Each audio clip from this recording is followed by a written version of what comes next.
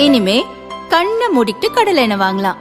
ஏன்னா மந்த்ரா கடலை எண்ணெய் இதயத்தின் தயாரிப்பு. வறுக்க பொரிக்க ஏன் எல்லா சமையலுக்கும் மந்த்ரா தான். மந்த்ரா கடலை எண்ணெய், அபார ருசி, ஆரோக்கியமான உடல் நலம்.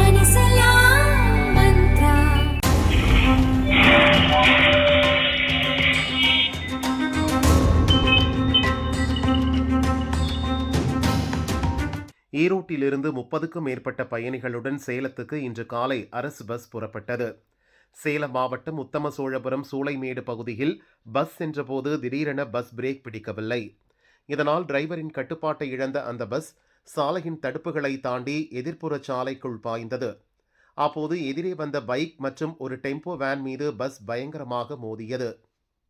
இதில் பைக்கில் சென்ற சேலம் நெய்க்காரப்பட்டியைச் சேர்ந்த மணிகண்டன் மற்றும் அவரது தாய் இருசாயி ஆகியோர் சம்பவ இடத்திலேயே இறந்தனர்.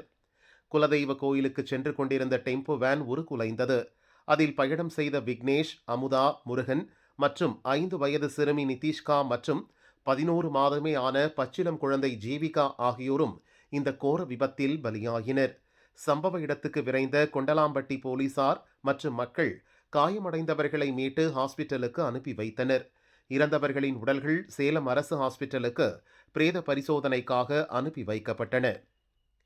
டெம்போ வேன் டிரைவர் மேகநாதன் மற்றும் பலர் கவலைக்கிடமாக உள்ளதாக போலீசார் தெரிவித்தனர். இந்த விபத்தின் சிசிடிவி வீடியோ வெளியாகி கடும் அதிர்ச்சியை ஏற்படுத்தியுள்ளது. விபத்து குறித்து போலீசார் வழக்கு பதிவு செய்து விசாரணை மேற்கொண்டு வருகின்றனர். தப்பி ஓடிய அரசு பஸ் டிரைவரை போலீசார் தேடி வருகின்றனர்.